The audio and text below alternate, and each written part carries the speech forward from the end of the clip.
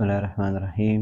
الحمد لله رب العالمين والعاقبة للمتقين، والصلاة والسلام على أشرف الأنبياء والمرسلين محمد وعلى آله وأصحابه أجمعين.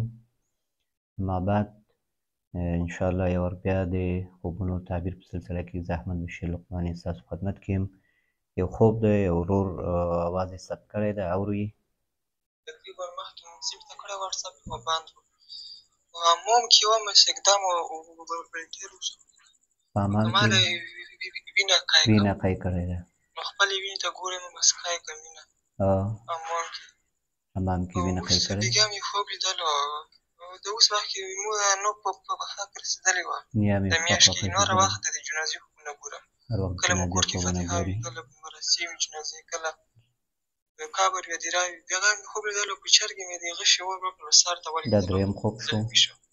نو چرګ باندې مې وار مې وښود، سر باندې اوس وېرغلم چې کوم سره وکړم. اوبو فکر کولم مې داسې نه چې تکلیف به تېر شي، په زحمت شي. مې زر زر بیا لوله کړه.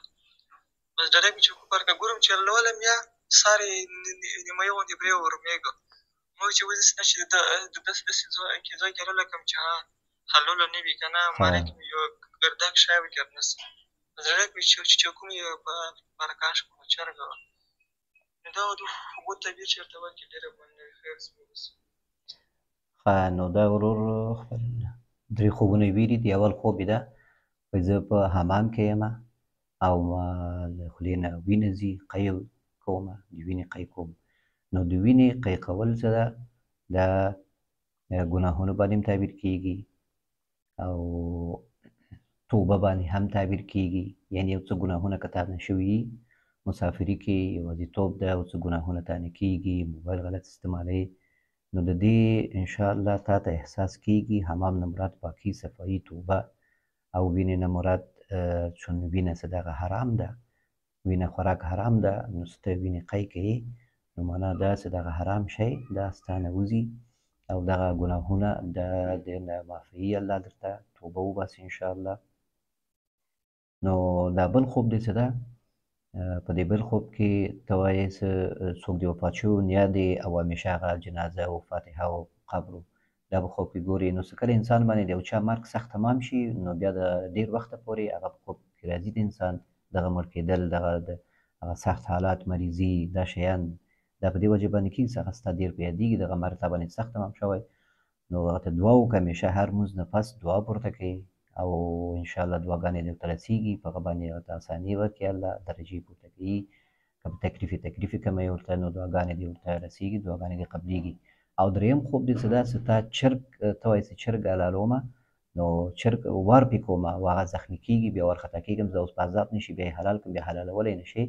نو دا هم په دې باندې تعبیر کېږي چې ستا مالي مشکلات دي، یعنې ته کارونه تا ته جوړ دي، ځکه چرګ څه ده؟ هغه په کاروبار باندې د انسان په معیشت باندې، د انسان په روا ژوند باندې تعبیر کېږي. د چرګوړي بیا چې د هغه په ماشومانو باندې تعبیر کېږي، په اولادونو باندې. نو ته چرګ ولې؟ معنا دا چې ته خپل کاروبار هم خرابوې، کله کله په تکلیفېږي، تا باندې مشکل، مریضي راځي، سوچونه، فکرونه، که مسافري کې، نو په دې صورت کې بیا ته د کاروبار هر څه په ترتیب په تا باندې خرابېږي. نو د دې ترتیب د جوړولو لپاره ته بېرته بیا کوشش کوې، او بیا کله کله مالک سره او د کار چا سره چې کار کوي هغه سره مشکل راځي، کله د یو شي، کله د ویزې او د مسایل. نو د دې حل کولو کوشش کوي، بیا یوازې حل کولی هم نه شي، بیا نورو سره نورو نه مدد غواړي، کومک غواړي، بیا هغوی درسره کار کوي. خو هر صورت باندې دغه ستا خوب څه ده؟ دا نفسیاتي خوبونه دي. الله تعالی په دې خوبونو کې تا ته یې ښودلي دي د توبې اراده لرې، انشاءالله توبه دې هم قبلوي الله تعالی. او که د خپل کاروبار د جوړولو اراده لرې، لکه چې تا چرګ وایې چې زه اراده کوم چې هغه صحیح حلال کړم او مانه حرام نه سي، نو دا هم ښه حالت ده. ستا ښه حالت ښیي چې تا کې یو رجوع پیدا شوی ده، او تا کې یو د کاروبار لپاره ترتیب د ژوند او دا مسایل درته شته. که کمی او زیاتۍ وي، نو انشاءالله هغه مسایل حل کېږي.